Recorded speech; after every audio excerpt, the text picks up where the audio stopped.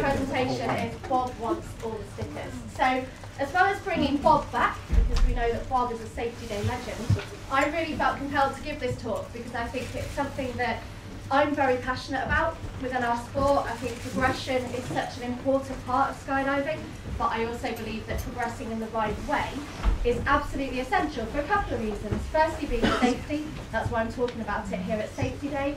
But secondly, just the enjoyment of the sport. So much of what I've got out of skydiving is down to the way that I have progressed and taken my time trying to master things along the way and really eke out every moment of entertainment and enjoyment from that. So hopefully over the course of the next 20 to 30 minutes, I'm going to try to inspire all of you to want to carry on and develop your skills in different disciplines. Now I want to give a caveat to all of this that I am not a coach for all of the disciplines. I coach FS, I'm an instructor here at Langer, but this presentation isn't about me teaching you how to track safely or how to go free flying or things like that. It's more about inspiring you guys to take the right journey. All right, so the aim of this talk is to reframe stickers from an end goal to a starting point. Stickers are where we start, not where we finish. So let's meet Bob. Bob started skydiving because they wanted to do something awesome. Like all of us here, they saw it happening and they thought, I want to be a part of that. And so far, Bob is absolutely loving it. Bob wants to be the best skydiver that they can, and for that reason, we like Bob. That's Bob. You're doing it all wrong. Bob gets their A licence, and very helpfully from British Skydiving, Bob receives the flowchart. It shows the many stickers that Bob can achieve. And it suggests to Bob that once they have their A licence, they might want to go and get their FS1, so they can jump with their friends. And their TR1, so they can do some sick angles. And their FF1, so they can flap around like a bird. It also suggests that they might want to go and get their IS1, their individual style. Who knows the IS1? Oh, well done, John. Good effort. Rich won't even give it out anymore. But this is the information that Bob has received. And Bob is pleased. Hooray! Bob's journey to success is clearly laid out. And Bob thinks stickers are the goal. And fairly so, right? They've received this information from the governing body of our sport, and they believe that in order to progress as a skydiver, they just need to obtain all of the stickers. All of the information that Bob has received tells them that that is the way to progress. Boom. Stickers galore.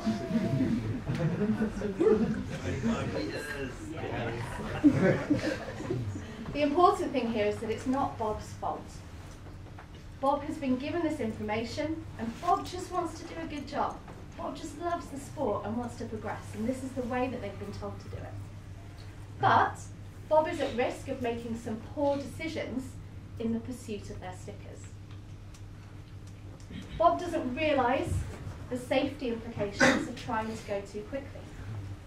Rich has already mentioned that we can't fast track our canopy progression, for example. We can go on a canopy course, but we can't go to the wind tunnel to accelerate that progression. The only way to learn is to gain that experience. We can't fast track, for example, our ability to navigate, because it's only through seeing the ground from the sky in the way that we do over and over again that we build up those mental pictures and we're able to apply that experience to keep us safe. Bob also doesn't realise the way that they make other skydivers feel when they try to do things that could put them and those people around them in danger. And I think that's a really important point, is that while Bob is trying to do the right thing, Bob doesn't realise how they make us feel. When we get on the plane and we see that Bob is doing something that's a little bit sketchy, it's putting them at risk. And we don't want to have to stop jumping for the day because they've had a serious accident. We want to keep on jumping, but we also don't want to see ourselves put in danger as well. Skydiving then is a journey. It's a journey that I've been on for the last 15 plus years, and it's a journey that I've loved every step of. Many of the instructors, the coaches, the really cool skydivers that you see at Langer have not become that way through rushing through their stickers. They've done it through going on this long-term journey. And we've got national champions in the room. We've got people who've been able to achieve incredible things, winning medals at the highest level in their discipline, not through rushing, but through applying themselves, dedicating themselves to become the best that they can be. We have world record holders in this very room. We've got people who have been part of the biggest formations in many different disciplines. We've got Emily and Josh, who've done the most high fives of anyone ever.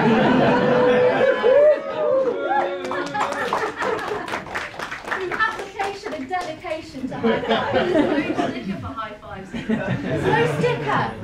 So had Emily and Josh decided to commit themselves to the sticker of high fives, they would never have achieved the incredible record that they now hold. We have people who are global experts in what they do, who travel the world teaching other people how to do what we do. And we've just got really cool people who are able at the end of a day in a boogie, regardless of the discipline that they've been working on throughout that day, they can jump onto the multi-plane load and go and do a big FS formation because they dedicated themselves to that in the early stages. They didn't just grab their FS1 sticker and then move on and go tracking with their mates. They dedicated themselves to building those layers of skill that mean when there's other really cool people around and they want to try something and jump with those people in a different orientation, they can do. They've got the skills and not just the stickers. So, stickers are the starting point. They are not the end goal. Now let's help Bob out. There's Bob again. Bob is pretty confused at this point. Bob's given all this information by British Skydiving, by everything that they've seen that suggests stickers are the next step. But if I want to change that perception and tell Bob that stickers are in fact the starting point, well, let's help Bob out and show them what they can expect to unlock with those stickers. Formation skydiving then. This used to be my jam, it's not anymore, I'm head down girl now. But formation skydiving is the starting point for all skydiving. It's also the finish point for all skydiving. We all go back to a belly to earth orientation where we finished our jump, and if we want to help Rich out and bring those safety statistics into a better place, we all need to be good on our belly so that we can have good deployments and we avoid our malfunctions.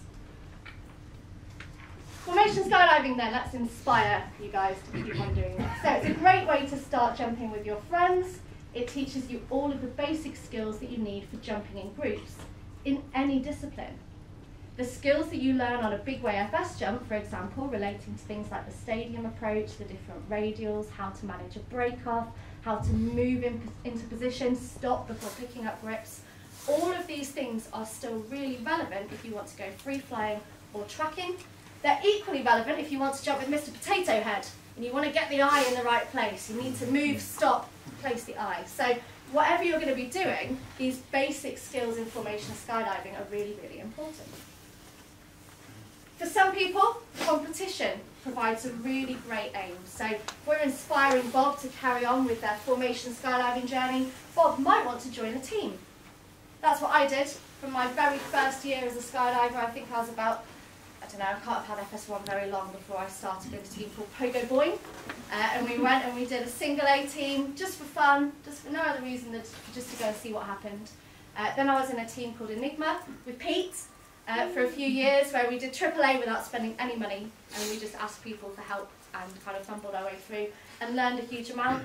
I've been to UKSL, the UK Skydiving League meets all over the country, met skydivers from across the UK by going down to these meets, having some really good parties, some really good jumps, and it's a really great opportunity to develop as a skydiver in that sense. It's also something that's very tangible. So if you are enjoying the pursuit of stickers and you want something to pop on the achievements board for next month, why not aim for a higher number of points or a higher ranking at a competition? It's really, really good fun. Most people do it in four-way, which is what you can see in the picture of my team Chimera here. And this team here, Microclimate, we've got people like Matt and Pookie in the room who are part of that team who can show you how to do 8-way. Big Way is also a really cool way of meeting lots of different people. You get to travel to lots of new places and potentially achieve some new records as well. So here at Langer this year, we've got a 40-way sequential record attempt that's taking place. You only get invited to that once you've proven yourself. So it's not a case of, oh, you've got FS1 plus, crack on, let's go and do a record. It's develop your skills, and when you've committed yourself to doing that, you'll get an invitation to stuff like that. I've also travelled the world doing big wave stuff. I know lots of people in the room have as well, and been to some really cool places that I wouldn't have been able to access if it wasn't for having that big wave skill. Free flying then. Free flying is all about flying on all axes. Being able to fly well on your belly will make it much easier for you to learn to fly in a stand or a sit position. And again, the skills we learn as FS jumpers will really help us as free flyers as well.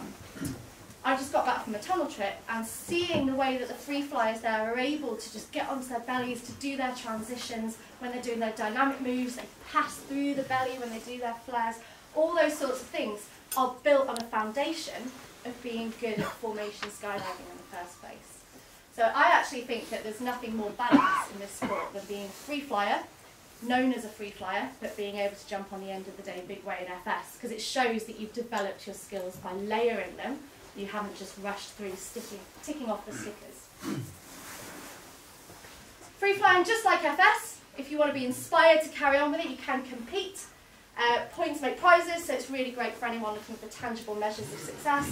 We've got Chris Cook in the room, Paul Dewey, both part of Parallel, who are the national champions multiple times, right, in Free Fly A. We've got loads of people in the room who have competed. Myself, Pete and Emily sort of, yeah, we competed. We competed, reigning champions. So yeah, if you want to know anything about that, it's really good fun. You don't have to be a free fly ninja to take part. Pete and I can't really free fly, can we? But we managed to win by just putting together some fun moves that we really enjoyed. So at all levels, there is competition available to you if competition is your thing. And just like FS, you can also do big wave and free fly, so it's a great way to meet people, travel and get on records. And I think certainly over the course of 2022, all of the stuff around Project 19, which was the female-only head-down record, I think was really inspirational to see. And we're really fortunate here at Langer that we've got so many incredible people who are able to organise those types of events for us. So look out for things like the Vertex Skills Camps with James and his team. Look out for the stuff that Ali's been doing. We've got lots of other visiting organisers who can come and share their skills with you. And it's just a really fun way to fly with your buddies. You know, if you're not feeling the FS scene, but you still want to go and have some fun and try some new stuff, free flying is really, really good fun. Tracking. So tracking is the big one at the moment. When I first started skydiving, and now I sound old, tracking wasn't even a discipline. It was just part of free flying. It's just something that we did.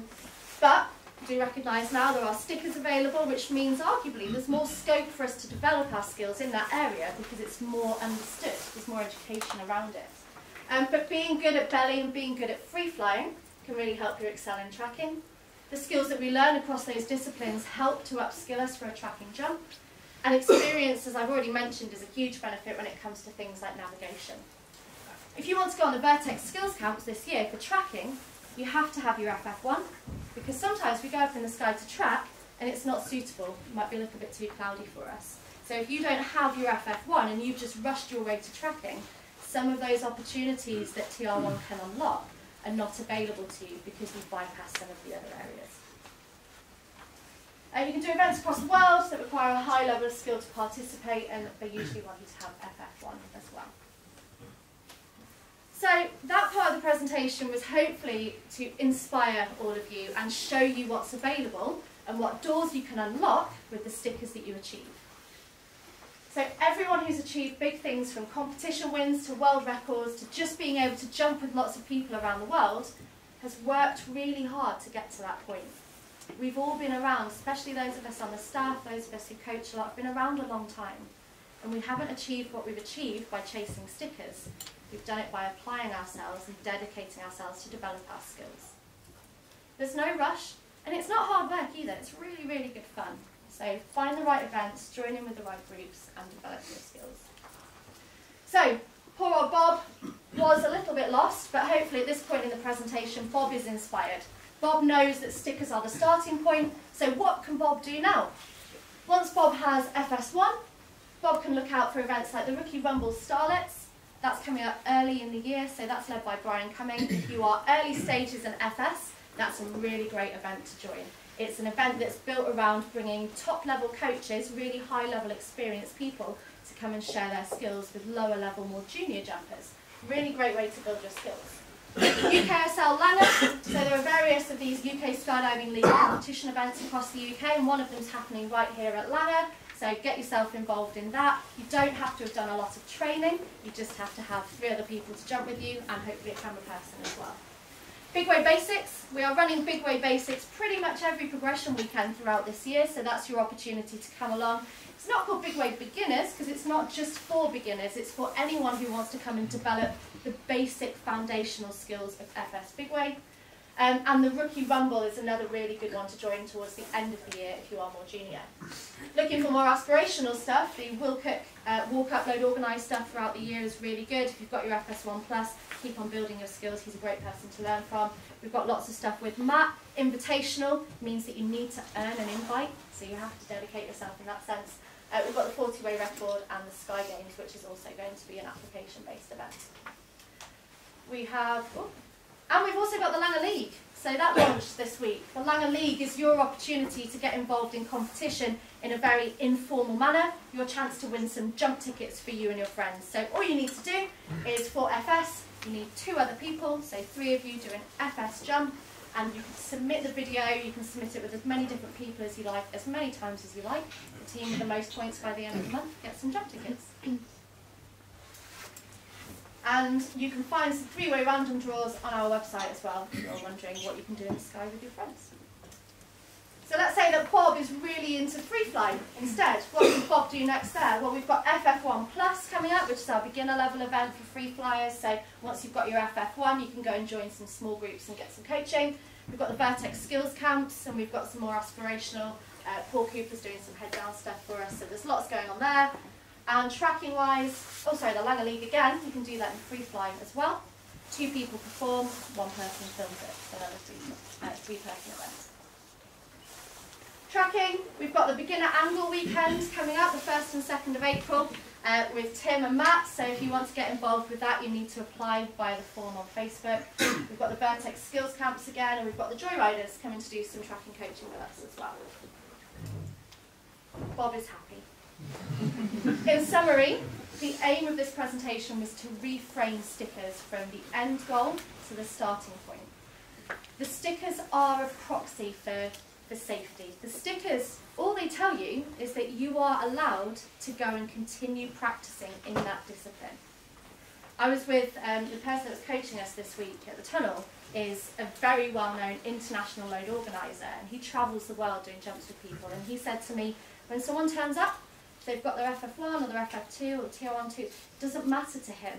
That shows that they are proficient enough to get by, but it doesn't show that they deserve a place on his jumps. He will still evaluate your skills whether you turn up with a sticker book full or not. It doesn't matter, it's just the starting point. They're great. I've got no problem with stickers. In fact, I actually think we should have some more stickers. I think it would be really fun to have entire sticker books so that we can see what we're achieving all the way. But achieving them is not the end goal. Remember, there's a lot more to skydiving. Allow the stickers to unlock new opportunities for you, and remember to enjoy.